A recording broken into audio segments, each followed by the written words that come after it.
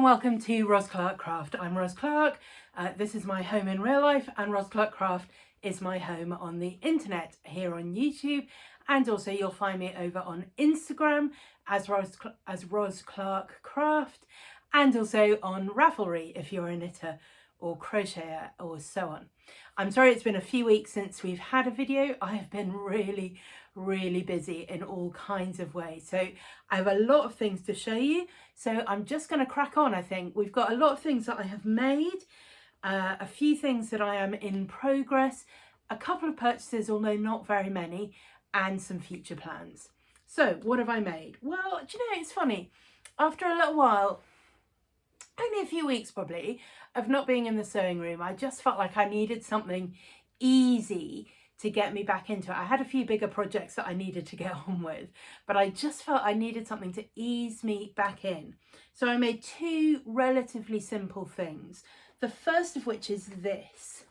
So you may remember a few weeks ago, a couple of months ago, I bought a kit box from the Owl and the Sewing Cat. Somebody had kindly given me a gift voucher, so I ordered one of their kits just to see what it was. I think it might be their club subscription box. It was £20 anyway, and it came with fabric and instructions to make a reusable shopping bag. I have no need in my life for more reusable shopping bags. I don't know about you, but I certainly have an adequate sufficiency. But what I did need was a new peg bag. And so that's what I used this for, the spotty fabric. And then if you can see on the inside, it's got the sort of beach hut fabric. There's not quite as much of that showing as I would have liked, but it's fine. I reused the same hanger that I had my old peg bag on and used that as a template to cut out the fabric. It is fully lined, and then I learned from my old peg bag that what I needed was a slightly bigger hole, but also a hole much higher up, so that you get most space for storing bags. Obviously, once your pegs get above the bottom of the hole, they start falling out. And I had bought a new washing line a couple of years ago, which is brilliant, and you can get loads on it, like 3 loads of washing on it. But for that, you obviously need a lot of pegs, and so I needed a bigger peg bag.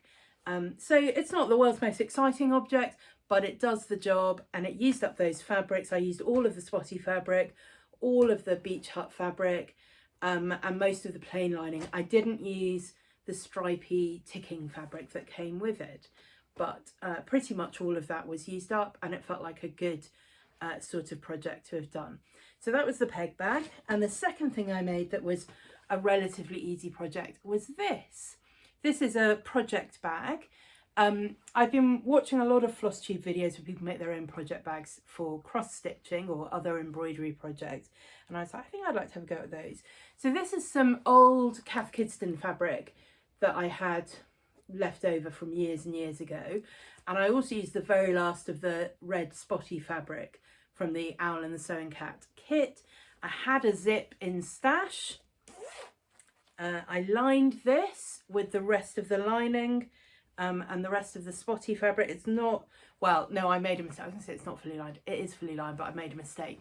So this, I don't know if you can just about see on the inside, is another old Cath Kidston fabric that I had, but somehow I managed to get it inside out, and I thought, I'm not sewing that all again just for the sake of the lining not really showing. So that is what it is.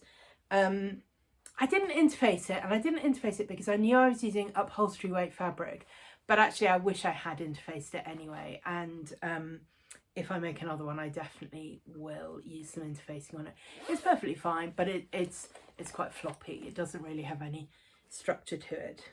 So that was pretty simple. You can find tutorials for this sort of bag all over the internet, and you know, they're quite fun to make. And if you've got scraps of fabric left and you want a use for them, making these sorts of bags, and you can make them in all sorts of sizes. You can make them with drawstrings or zips or whatever. And if you're like me, you always have a use for more bags. So those were my sort of get back into it projects.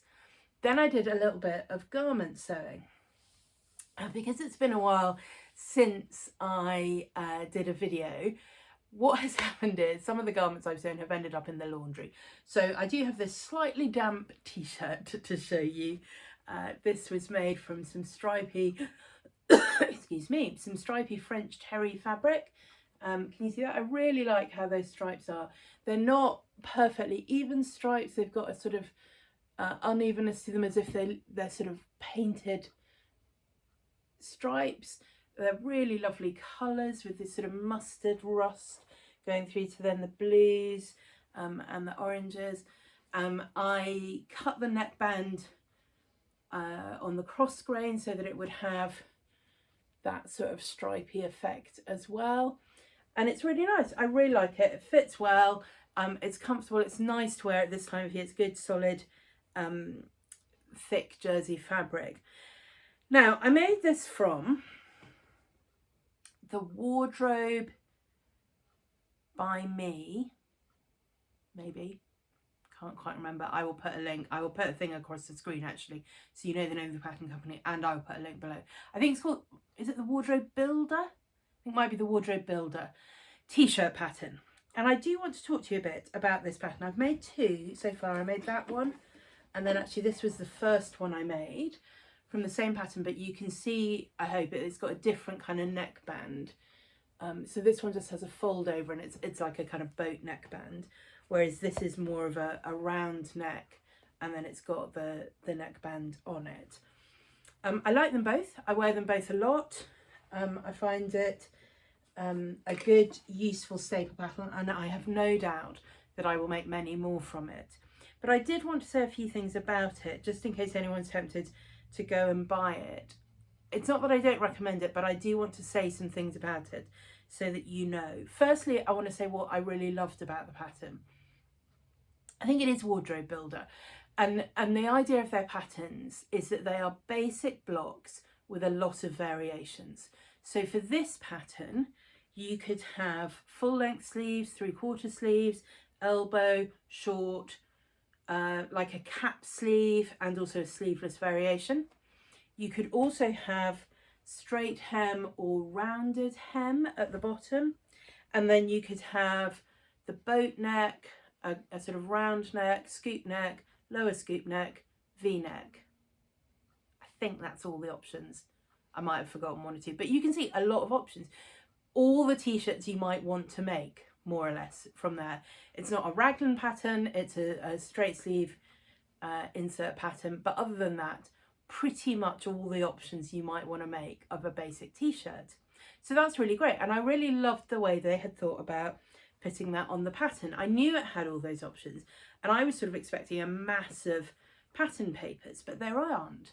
You get one sheet, and on that you get one sleeve piece with the different cutting lines marked. And what I would do with that, I'm never going to make the full length sleeve because it's way too long for me. The 3/4 sleeve is a perfect length for me. So I cut it out of the 3/4 length, and if I want to make shorter ones, I will just fold the piece at the line and use that to cut round.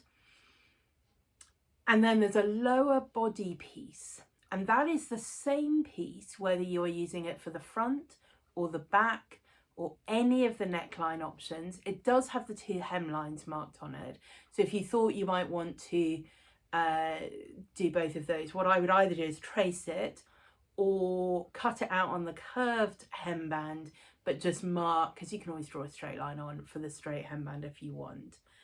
So there was that. And then onto that lower body piece, there were all the different options for front and back for all the neckline variations.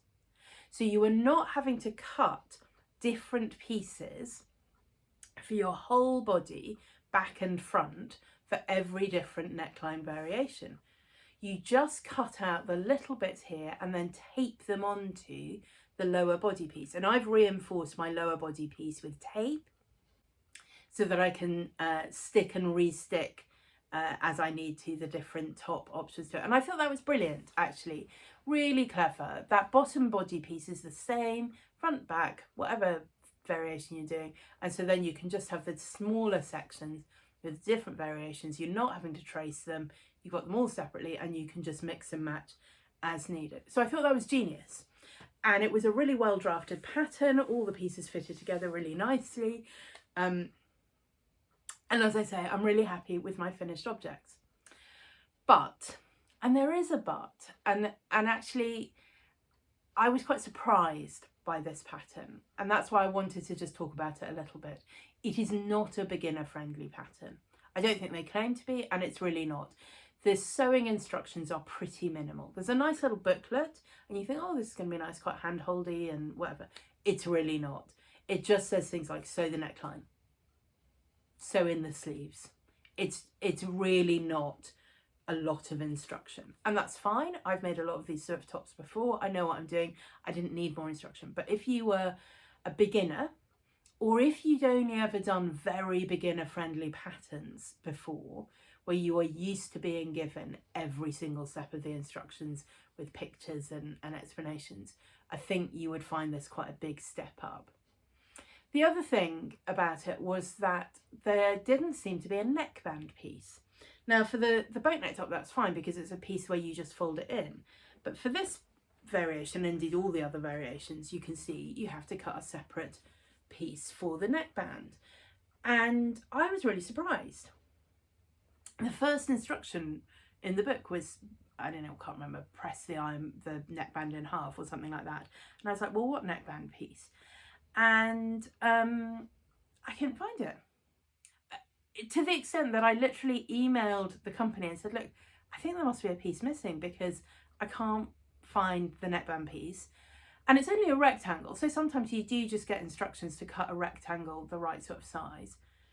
But I couldn't see those instructions either. And anyway, they got back to me and they said, well, actually, there is a chart for the neckband pieces. It's on the lower body piece.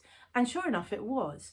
I had not looked at that because that's a place where you often get the sizing chart, and that's what I'd assumed it was. So I struggled to find that, and then when I did cut it out, and I don't want to say this is their fault because I may well have misread this or mismeasured it. It wasn't quite the right size, and so there are 2 seams in this piece. I will check again because I do want to make this pattern again, and I think probably it's more likely to be my error than theirs. So there was that, but the other thing that was missing, which was strange to me, were the grain lines. So the sleeve piece had a grain line marked, but the body piece did not. And obviously the neckband piece didn't because you cut your own neckband piece. And it is a piece that, you know, front and back, both of them, cut on the fold. And that when I got in touch with them, they said, well, you just put the fold on the grain line. Okay. But actually, I don't think that's necessarily obvious to everybody. And in some cases in patterns, you don't cut the fold on the grain line. Sometimes you cut the fold across grain or on the bias. Now, obviously, for a top like this, I mean, it wasn't like I couldn't do it. I came up with 2 perfectly good tops because I knew what I was doing. But it was strange to me that they thought it was okay not to mark the grain line or not to tell you that the fold was on the grain line. And again, I think if you were a beginner, you wouldn't necessarily know that. You know, you might think it was normal to cut your fabric on the cross grain or on the bias. And yeah, so just a couple of things like that made me think, okay, I think there's a lot of assumptions in these patterns, and I definitely wouldn't say for a beginner sewer, and I would say if you're an intermediate sewer or a sort of advanced beginner, just know that you're going to have to do some work yourself. That's all. Like I say, I thought the pattern was drafted really well. I thought there were some really nice elements in the way that they had thought about putting the different variations together. I definitely plan to make more. I might well even buy more patterns from that company. So this is not a sort of unrecommend. It's just a be aware what you're getting into. I'll put a link below to the pattern company and you'll see the kind of designs they have available. So I made those 2 tops, and then I made, and yes, I know I've had it all on display here, and it's not hanging properly. I'm not sure if I've got the thing wrong at the top. Anyway, let me put that. I think it might just be on here. It does line up a bit better than that at the bottom. There we go. Anyway, this is what you have all been waiting for. This is my pink furry jacket, and I love it. I love it. I'm going to put some photos in of me wearing it in Westminster Abbey this week. It is like wearing a cuddly toy. The fur is so soft and so lovely. It is quite warm. It's fully lined, as you can see. And I found this ribbon in my stash. I was like, I'm not quite sure what I'm going to do about joining the lining to the main fabric. And then I found this ribbon in my stash that I bought years and years and years ago at Birmingham Rag Market.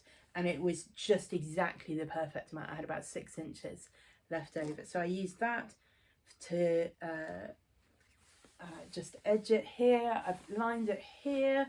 The sleeves are lined as well. And then I've just, you can see I've got the ribbon there, and the sleeves, sleeve lining is just attached, I don't know if you can see this, with little tags, so that it's got some flexibility, but so that when I take it off, the lining doesn't always come out of the sleeves. What else? It's got pockets here and on the other side. I think probably I should have interfaced the pockets. That seems to be a theme of this video. I should have interfaced it. I probably should have done. They do slouch a little bit at the top of the pocket. I mean, it's fine. I can live with that. Let me just show you. That's the back. It all hangs really nicely. The collar is also lined. Can you see that? It doesn't have the ribbon on it. It just has lining on it. And then the fastenings. I spent quite a long time thinking about fastenings and trying to work out, did I want to try and go for traditional buttons and buttonholes, and that seemed like that was going to be quite hard work putting buttonholes into this fabric. And so then I thought, well, do I want poppers? And I thought, I'm not sure I do. Do I want a zip? Do I want Velcro? Definitely not.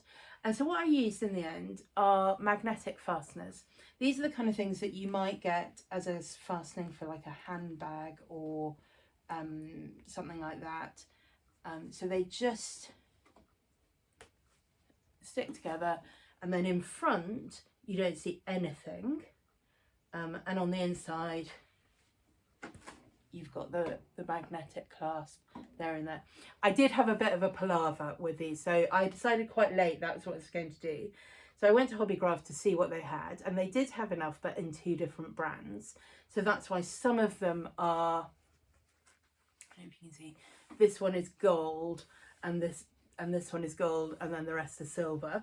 So that was slightly annoying. But also, so I bought the right number, and I came back and I put them on, and one of them broke as I was putting it on. And there had been one more left in the shop, so it's fine. I went back the next day, see if I get it, couldn't find it, they'd sold out. I looked in my stash, and I did have some, but they were a different size. So I was like, well, maybe I could take the top ones out and put a smaller one up here, and then use the bottom one down there. And I thought, well, I'll just wait. So in the end, I went to Hobbycraft again the day before I was due to go down to London, I think. And they did have another one in the size that I wanted. So I was able to just put that in. So it was all a little bit fraught at the end. Yeah, like I say, it is quite warm. At the moment, it feels like it's about the right thing to wear if I just have a long sleeve t-shirt underneath it. If I've also got, you know, a cardigan or something underneath it, it's really too warm. But honestly, I couldn't be more pleased with it. I just, when I'm wearing it, I just want to sit and stroke it. It's so nice. It's so nice. Anyway, so that is the jacket. And like I said, I will put in some photos of me wearing it. It's quite heavy. I put in a little hanger at the top here. So I just did that with some embroidery floss. It's a bit thicker than normal sewing thread. And I put in sort of 2 strands and then did a buttonhole stitch around it to give it some heft, and that seems to have held pretty well. I don't think I have anything else to say about that. I've got quite a chunk of it left. It's possible there may be a furry jacket in my niece's future. We shall see. Or a cuddly toy. It definitely feels like cuddly toy fabric. So all the talk about the service at Westminster Abbey was that there would be a long period of time standing outside waiting to line up before we all went in, and that it could be very cold. So I thought, well, my jacket will be warm. I had a hat. I had a shawl that I was going to wear. But I thought, actually, I might well want some gloves. And I used to have some really lovely hand-knitted fingerless mittens that I made like 8 or 9 years ago. And I lost one of them, and I kept the other one for a long time, hoping that it would turn up. But in the end, I gave up. It wasn't there. So I thought, well, I'll make some more. And so this was sort of made up pattern. It's got pretty simple feather and fan lace at the bottom, a little sort of lace going up the front and the back, and then at the top it's got an lace edging that I found a pattern for online, and I sort of did that as a bind off, and then a little picot bind off on the thumb. So I made 2 of those, and I'm pretty pleased with them. I did try them on with the jacket, and it made, to me, it felt like it made my arms, which are quite short, look even shorter, because they just sort of chopped off, and then it was like there was this kind of black bit in the photo. I think in person it looked better than that. So yeah, so I was pleased with those. I don't know, about a week, maybe less than a week, 4 or 5 days from cast on to finish, including devising the pattern as I went along. It's not a great pattern, it's not a complicated pattern, I'm not going to write it up, but it was perfectly fine for these. So those are knitted in a posh yarn Winifred, which I'll put a link to below, and those were my Westminster Abbey mittens. So they were my finished object, and that did slightly take precedence over the jumper that I have been working on. I don't think I've done any work on that since I last showed you, so I'm not going to get it out and show you again. What I did do was knit all the way through General Synod. People have been a bit kind of, oh, I don't know if you're allowed to knit beforehand, but then all the way through there was a lady there who was in a wheelchair, which meant that she was given a place to sit, and the place they gave her to sit was directly behind one of the speaker's microphones, and she was knitting throughout, so she was on the big screen like a lot. So at that point I was like, well, clearly it's fine to knit because she's doing it very publicly. So I did cast these on the night before, and then I've knitted most of a sock this week, and I'm really pleased with how these are turning out. So they are 2 different yarns, a sort of mostly semi-solid dark green, and then this one which is much more variegated. And the pattern, it's called Slip Stripe Spiral. So there's a plain cuff in the rib. I've converted it to toe-up pattern. I don't like toe-up, so I've converted it to top-down. You alternate colours, and you just use the slip stitches to make these vertical stripes. And then what I've also done, this is not in the pattern, but I decided to give it this sort of tartan effect. I have every so often put in 3 plain rows of each of the colours alternating. I've turned the heel with a little eye of partridge slip stitch heel, and I'm just finishing the foot of the first one.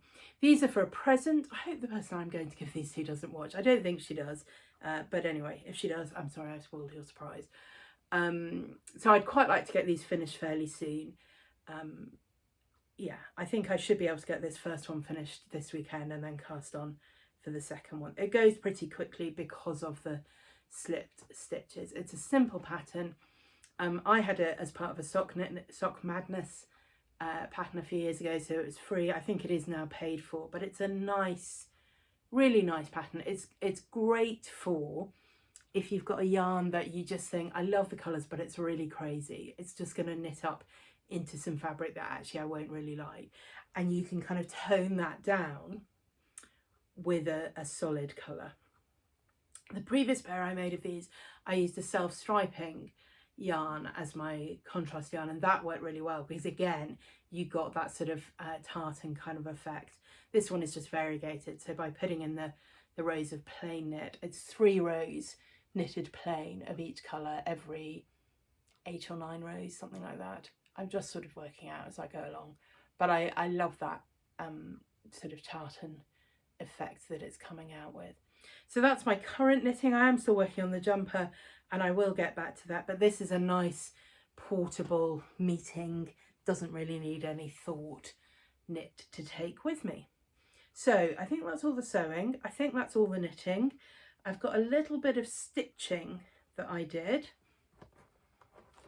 Let me just get a thing to show you that. So one of the floss tubers I watch was talking about a new hashtag stitch along thing, which is freebies on the 1st. So little patterns that you get free with magazines or that designers have for free on their websites that often you clip but then think, oh, I never quite got around to doing that because it was free. So I started stitching this on the 1st of November and made so many mistakes you would not believe. In the end, I just gave up on that first one and found a spare bit of fabric and started again on the second. And then I stitched this up just in a couple of days and I really like it. It's from Liz Matthews. It's from her Anniversary Smalls collection that she sends out to her newsletter subscribers, and then it later appears on her website. So I'll put the link. You can just go to her website and download. There's 4 or 5 of these currently available, I think, and I love it. I stitched this on, this is 32 count Zweigart antique linen. It's using 3 colourways of Classic Colourworks, which I can't remember the names of. I'll list them below. There's one green, this very pale green, a pale pink and a slightly darker pink. I will list them below. I can't remember the colourways. And I really love how that has turned out with the flowers and the very delicate stalks. On the pattern, it's also got some little sort of whimsies dotted around, and I don't think I'm going to do them.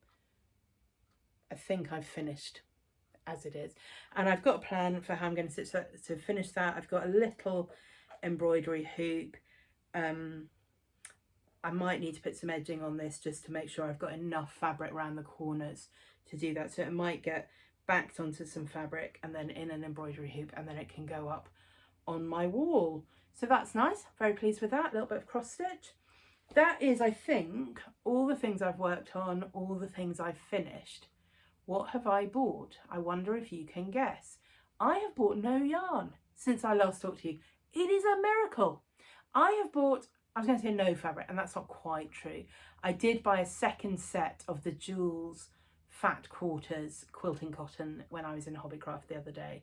And I bought bits of sewing thread and stuff like that that I've needed. Some interfacing, those sorts of things. But I have bought something else. Can you see what it is yet? Can you guess what it is yet?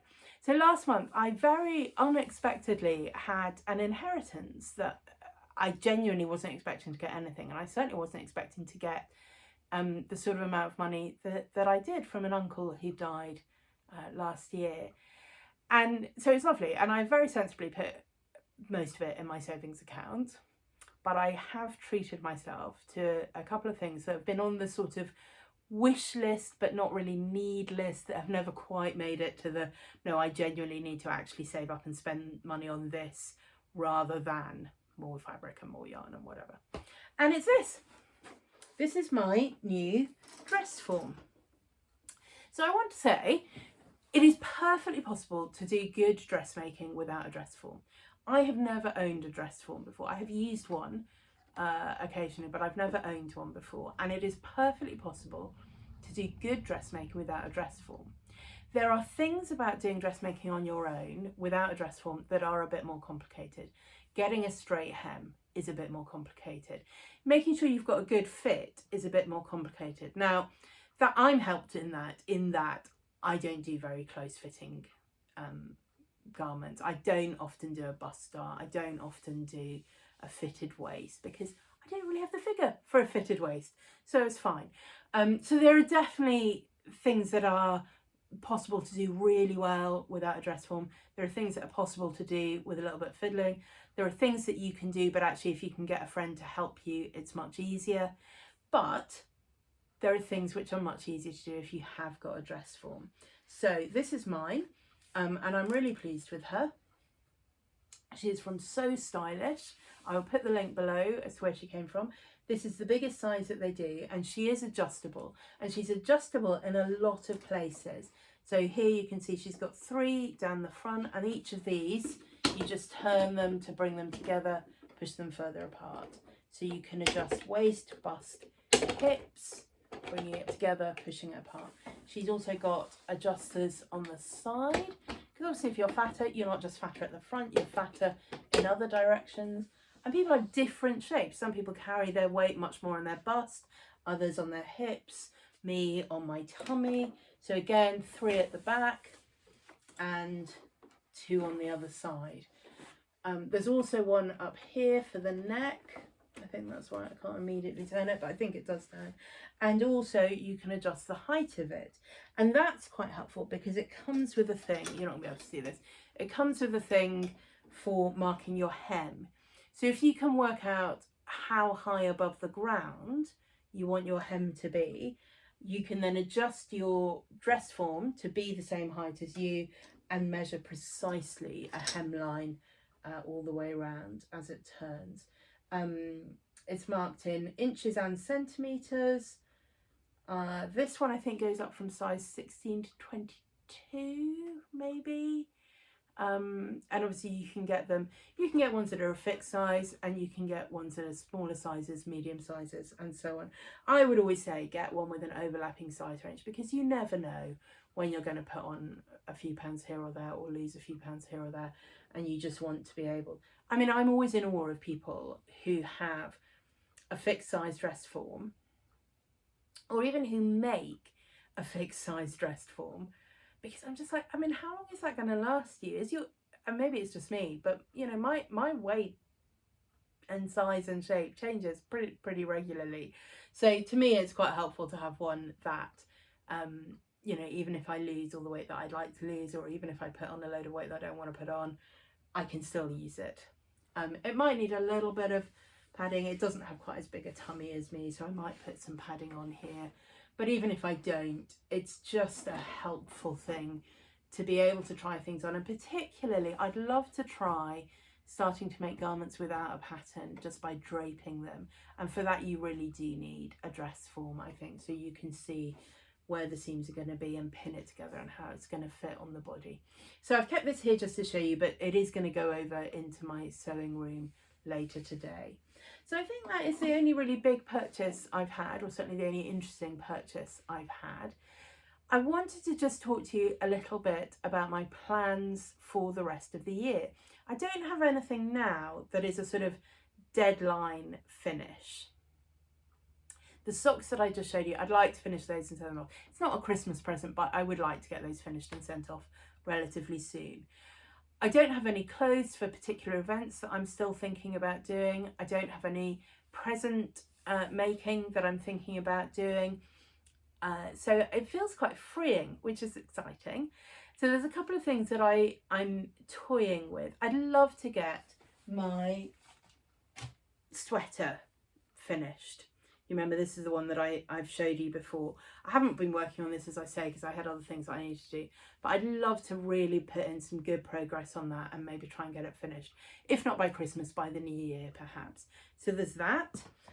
I definitely do want to make a few of these little foot warmers for children in plaster casts. So those will be really quick and fun to do, and I'd love to just make a few of those. I think the only other knitting or crochet that I'm going to attempt this year is possibly the crochet poncho, possibly, and also possibly, but again, I've not completely decided on that yet, an advent scarf. So in the past 6 or 7 years, not every year, but most years, I've used an advent scarf that's created by Trisha Weatherston over on Ravelry, and every year she posts a section of the scarf every day from the 1st to the 24th of December. And it usually takes me about an hour to knit, so it's not like 10 minutes of knitting a day, but it's a fair chunk.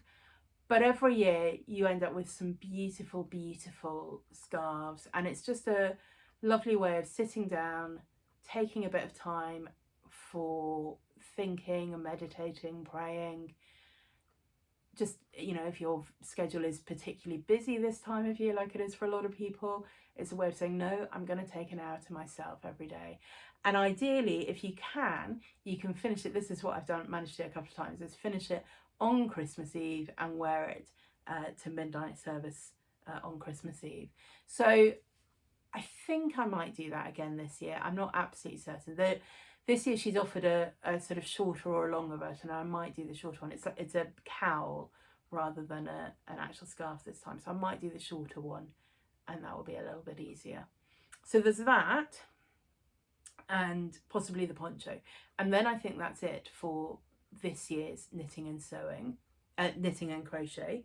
Sewing, I've got a few things that I might want to make, but not loads. I've got another top that I want to make, which will be a different pattern for that. It's a sort of drapier fabric, and it'll be a sort of wrap top from a pattern that I've used before, and I think I might try and make that.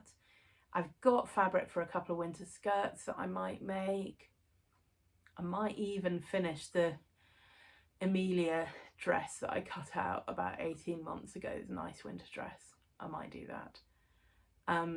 But it all feels a bit more manageable. I've got some little jobs to do, some trousers to turn up for someone.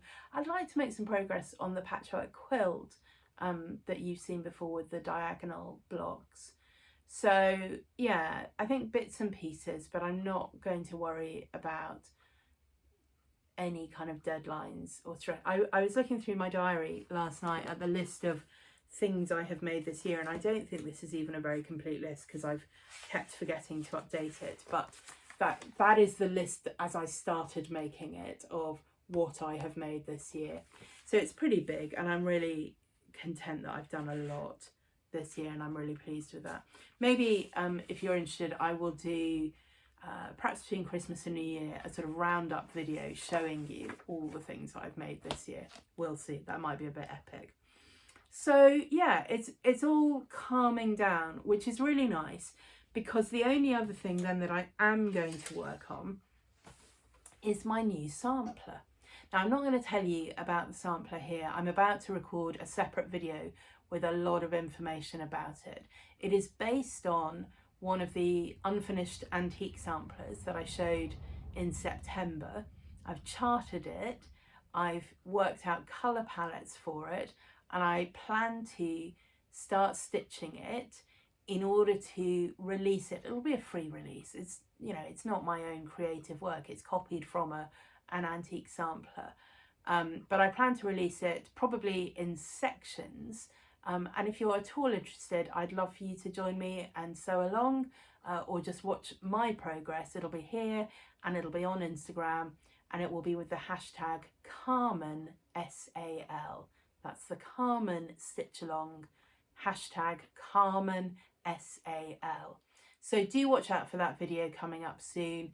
I do want to make sure I have worked on that before any of the pattern is released. So each section I do, I will then release. And I want to start doing that now, so that, for example, if anyone wanted to start stitching it in January, they could do that and know confidently that the pattern's been stitched and checked and so on. Yeah, so that feels like a reasonable amount of things to do without being a terrifying amount of things to do. It is possible that there will need to be a niece-sized Christmas dress and or pink fluffy jacket as well. We shall see. So thank you so much for joining me. Like I say, I'm sorry it's been a little while. I have plans for a lot of videos that I want to film in the next few weeks, so hopefully there will be more content coming up soon. Do subscribe if you haven't already, click the notification bell. I'd love it if you'd leave me a comment. What are you making at this time of year? Have you got things that you are still hoping to finish in time to give them as Christmas presents or have them out as part of your Christmas decoration? Have you begun to think about plans for what you might make in the new year? Do let me know in the comments, and I will see you next time. Thank you so much for watching.